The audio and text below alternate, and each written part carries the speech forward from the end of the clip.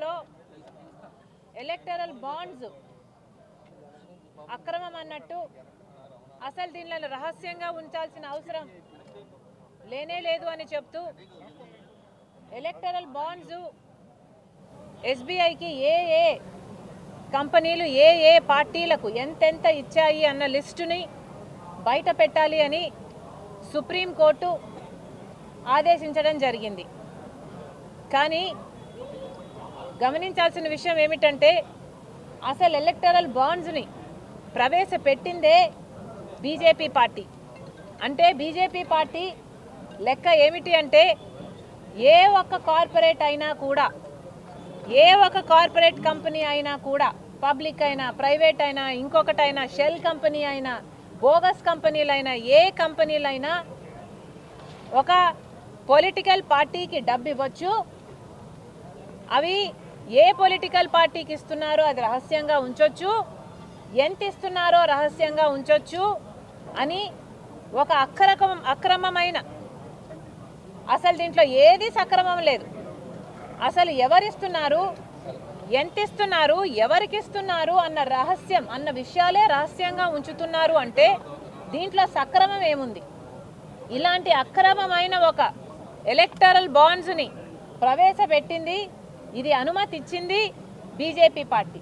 అంటే బీజేపీ పార్టీయే రాజ్యాంగాన్ని తుంగలో తొక్కి అసలు ప్రపంచానికి ఏది, ప్రజలకు ఏది తెలియాల్సిన అవసరం లేదు, వాళ్ళకి బీజేపీ పార్టీ అధికారంలో ఉండి ఈ లా తెచ్చింది. అంటే బీజేపీ పార్టీయే ఎక్కువ లబ్ధి పొందడానికి, బీజేపీ పార్టీకి ఏ ఇతర కంపెనీ, ఏ కంపెనీ అయినా, షెల్ కంపెనీ అయినా, బోగస్ కంపెనీ అయినా, పబ్లిక్ అయినా ప్రైవేట్ అయినా ఏ కంపెనీ అయినా వాళ్లకు డబ్బులు ఇచ్చే విధంగా, అంటే బీజేపీ పార్టీలు ఇప్పుడు చేస్తున్న రేడ్లు కానీ, సిబిఐని కానీ, ఈడీఐని కానీ, ఇన్కమ్ ట్యాక్స్ని కానీ ముందు ప్రయోగించడం, ఎవరైతే ఇరికించారో వాళ్ళ దగ్గర మళ్ళీ డబ్బులు తీసుకునే వీలు, అంటే క్విడ్ ప్రోకో ఇట్లాంటివైనా సరే, లేదు బెదిరించడం, మీరు చేయకపోతే, మీరు బీజేపీకి సపోర్ట్ చేయకపోతే, మీరు ఎలక్ట్రానిక్ బాండ్స్ ఇవ్వకపోతే మీ మీద కేసులు వేస్తాం, ఇలాంటి అన్ని వాళ్ళకు వాళ్ళు అనుకూలంగా చేసుకోవడానికి ఎలక్టోరల్ బాండ్స్ ఈ యాక్ట్ని తెచ్చిందే, ఈ లాను తెచ్చిందే బీజేపీ పార్టీ అక్రమంగా డబ్బులు సంపాదించుకోవడానికి అని కాంగ్రెస్ పార్టీ అలిగేషన్ చేస్తుంది. దీంట్లో గమనించాల్సిన విషయం ఏమిటంటే ఎస్బీఐ పాత్ర. ఈరోజు SBI state bank of India దాదాపు 48,000 కోట్ల అకౌంట్లు ఉన్నాయి. అంతకంటే ఎక్కువే ఉన్నాయేమో మనకు తెలియదు. కనీసం ఈ మేరకైనా అకౌంట్లు ఉన్నాయి. ఇది ఎంతోమంది ప్రజలకు మా బ్యాంకు, ప్రజల బ్యాంకు అనుకొని ఈరోజు ఆ బ్యాంకుని ఆదరించి ప్రజలు అందరూ వాటిలో డబ్బులు పెట్టుకుంటే, ఈరోజు ఎస్బీఐ ఎలా తయారైందంటే ప్రభుత్వ సంస్థలన్నింటినీ మోడీ ఎలా వాడుకుంటున్నారు అంటే ఇదొక నిదర్శనం. ఈరోజు ఎస్బీఐ 48,000 కోట్లు, 50 కోట్ల జనాభాకు అకౌంట్లు ఉండి కూడా ఈరోజు ప్రజల బ్యాంకుగా వ్యవహరించడం లేదు. ఎస్బీఐ మోడీ బ్యాంకుగా వ్యవహరిస్తుంది. కాంగ్రెస్ పార్టీ ఎస్బీఐని సూటిగా ప్రశ్నిస్తుంది. ప్రభుత్వ సంస్థలు ఏ అయినా, ఎస్బీఐ అయినా, ఇంకొక బ్యాంక్ అయినా, సిబిఐ అయినా, ఈడీ అయినా, ఇన్కమ్ ట్యాక్స్ అయినా, ఇవన్నీ ప్రభుత్వ సంస్థలు, మోడీ సంస్థలు కాదు, బీజేపీ సంస్థలు కాదు. ఎందుకని బీజేపీకి మీరు గులాంగిరి చేస్తున్నారు? ఎస్బీఐ కూడా సమాధానం చెప్పాలి. కాంగ్రెస్ పార్టీ డిమాండ్ చేస్తుంది, ఎలక్టోరల్ బాండ్స్ వివరాలను తెలపండి అని సుప్రీంకోర్టు ఆదేశించిన తర్వాత కూడా ఎస్బీఐ బ్యాంకు ఎందుకు ప్రవేశపెట్టడం లేదు? ఎందుకు అవి బయట పెట్టడం లేదు? మోడీని కాపాడే ప్రయత్నం ఎందుకు చేస్తుంది? ఆ లిస్టు ఎందుకు బయట పెట్టడం లేదో సిబిఐ సమాధానం చెప్పాలి. ఇప్పుడు సిబిఐ చెప్తున్న సాకులు ఏమిటంటే, ఏది డిజిటల్ యుగంలో, అన్ని ఆన్లైన్, అన్ని డిజిటల్ రికార్డ్స్ ఉన్న యుగంలోనంట వీళ్ళు పేపర్లలో రాసి ఎక్కడో పెట్టారట, తాళపత్రాలలో రాసి ఎక్కడో దాచిపెట్టారట. ఏమైనా అర్థం ఉందా అండి? ఏ యుగంలో బతుకుతున్నారు? అసలు ఎస్బీఐ సంబంధించిన ఐటీ ఎక్స్పర్ట్, రిటైర్ అయిన ఒక ఐటీ ఎక్స్పర్టే చెప్తున్నాడు, 10 నిమిషాల పని, కేవలం 10 నిమిషాలలో ఎస్బీఐ అనుకుంటే ఆ లిస్టును బయట పెట్టచ్చు అని మీ ఎక్స్ ఎంప్లాయీనే చెప్తున్నాడు. మరి ఇవేమి సాకులు అని అడుగుతోంది కాంగ్రెస్ పార్టీ. ఇది ఎక్కడి న్యాయం అని అడుగుతోంది కాంగ్రెస్ పార్టీ. మీరు ప్రజలకు సేవ చేయాలనా, మోడీకి సేవ చేయాలనా? మీరున్నది ప్రజల కోసమా, మోడీ కోసమా? ఇంత భయం పనికిరాదు, ఇంత పిరికితనం పనికిరాదు. ప్రభుత్వ వ్యవస్థలన్నీ ప్రజల కోసం నిలబడాలి అని కాంగ్రెస్ పార్టీ డిమాండ్ చేస్తుంది. ఎస్బీఐని కూడా డిమాండ్ చేస్తున్నాం. వెంటనే ఏవైతే బాండ్స్ని మీరు ఎవరైతే ప్రొటెక్ట్ చేయాలనుకుంటున్నారో వాటి వివరాలను బయట పెట్టండి.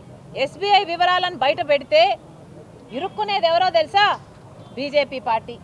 ఇరుక్కునేది ఎవరో తెలుసా? ప్రాంతీయ పార్టీలు, జగన్మోహన్ రెడ్డి గారి పార్టీ, చంద్రబాబు గారి పార్టీ, మోడీ గారి పార్టీ, కేసీఆర్ గారి పార్టీ, ఇలాంటి పార్టీలే ఇరుక్కుంటాయి. ఎందుకంటే వీళ్ళకు వచ్చినన్ని డబ్బులు, ఎందుకంటే ప్రభుత్వంలో ఉన్నారు కాబట్టి బెదిరించి వీళ్ళు తీసుకుంటున్న డబ్బులు ఇంకా ఏ ఇతర పార్టీ తీసుకోవడం లేదు. అందుకే కాంగ్రెస్ పార్టీ ఈరోజు ధైర్యంగా చెప్తుంది, మాకు దాచుకోవడానికి ఏమీ లేదు, ఎస్బీఐ లిస్టు బయట పెట్టండి, మా పేర్లు కూడా బయటకు వస్తాయి కదా, కాంగ్రెస్కి ఎంత ఎవరు డబ్బులు ఇచ్చారో కూడా ఆ లిస్టులో బయటకు వస్తుంది కదా, అయినా మాకేం దాచుకోవడానికి లేదు. ఎస్బీఐ లిస్టు బయట పెట్టాలి. కాంగ్రెస్ పార్టీకి ఎంతమంది ఇచ్చారో తెలియనియండి, బీజేపీ పార్టీకి ఎంతమంది ఎంతెంత ఇచ్చారో ఎప్పుడెప్పుడు ఇచ్చారో తెలియాలి. ఈ ప్రాంతీయ పార్టీలకు కూడా ఎవరెవరు ఎప్పుడెప్పుడు ఎంతెంత ఇచ్చారో ప్రజలకు తెలియాల్సిన అవసరం ఉందని కాంగ్రెస్ పార్టీ డిమాండ్ చేస్తుంది. సమయం కోరింది గడువు ఈ ఎలక్ట్రల్ బాండ్స్ గురించి ఇన్ఫర్మేషన్ ఇవ్వడానికి, మీరు దీని మీద ఏమన్నారు? అదేమా, ఎస్బీఐ మోడీని ప్రొటెక్ట్ చేయాలని చూస్తుంది, బీజేపీని ప్రొటెక్ట్ చేయాలని చూస్తుంది. 10 నిమిషాల్లో అయిపోయే పనిని మీరు జూన్ వరకు మీరు సమయం కోరారు అంటే ఎందుకు కోరారు అని అడుగుతున్నాం. మీ ఎక్స్ ఎంప్లాయీ 10 నిమిషాల్లో అయిపోతుంది పని అని చెప్తుంటే మీరు తాళపత్రాల్లో రాసాము, రహస్యంగా గృహాలలో దాచిపెట్టాము, ఏం ఎక్స్క్యూజులు అన్నీ ఇవన్నీ పేపర్లలో రాసి పెట్టుకున్నారంట, బీరువాలలో పెట్టుకున్నారంట, ఒక చోట ఎక్కడో పెట్టుకున్నారంట. డిజిటల్ యుగంలో ఎంత సెక్యూర్డ్గా, ఎంత ఎన్క్రిప్టెడ్గా ఉండాల్సిన ఇన్ఫర్మేషన్ని మీరు ఎక్కడెక్కడో ఫిజికల్గా దాచిపెట్టారా? ప్రజలకు ఏమైనా చెవులో క్యాబేజీలు ఉన్నాయనుకుంటున్నారా? ఏం మాట్లాడుతున్నారండి? వెంటనే డిమాండ్ చేస్తుంది కాంగ్రెస్ పార్టీ, ఎస్బీఐ కూడా ప్రజల కోసం ఉంది అని గుర్తుపెట్టుకోవాలి. అలాగే ప్రతి ప్రభుత్వ సంస్థ కూడా ప్రజల కోసమే పనిచేయాలని కాంగ్రెస్ పార్టీ డిమాండ్ చేస్తుంది.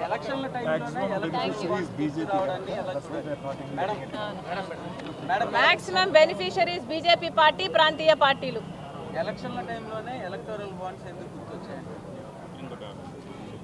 ఎందుకంటే సుప్రీంకోర్టు ఆదేశించింది. ఎందుకు గుర్తొచ్చాయని పిల్లేసిన వాళ్ళని అడగాలి. పిల్లేసిన వాళ్ళకి నిజంగా మనందరము సలాం చేయాలి.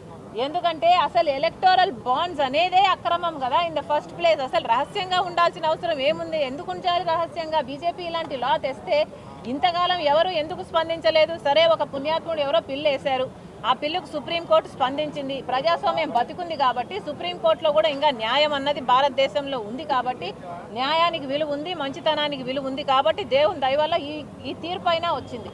ప్రజాస్వామ్యంలో ఇది జరగాలి, ప్రజలకు అన్నీ తెలియాలి కాబట్టి సుప్రీంకోర్టు తీర్పుని కాంగ్రెస్ పార్టీ మనస్ఫూర్తిగా స్వాగతిస్తుంది.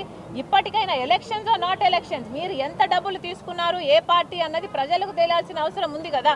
మాకేదైనా దాచిపెట్టుకోవాల్సి ఉంటే మేము ఎందుకు కొట్లాడతాం? కాంగ్రెస్ పార్టీకి దాచిపెట్టుకోవాల్సిన అవసరం లేదు.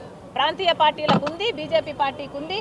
వీళ్ళే స్వతహాగా మీకు దమ్ముంటే బీజేపీ పార్టీని, ప్రాంతీయ పార్టీని, వైసీపీ పార్టీని, టీడీపీ పార్టీని, కేసీఆర్ గారి పార్టీని, అన్ని ప్రాంతీయ పార్టీలను డిమాండ్ చేస్తున్నాం. మీకు దమ్ముంటే ఎవరెవరు మీకు ఎంతెంత ఇచ్చారో మీరే బయట పెట్టండి. మీకు నిజాయితీ ఉంటే మీరే బయట పెట్టండి. సవాల్.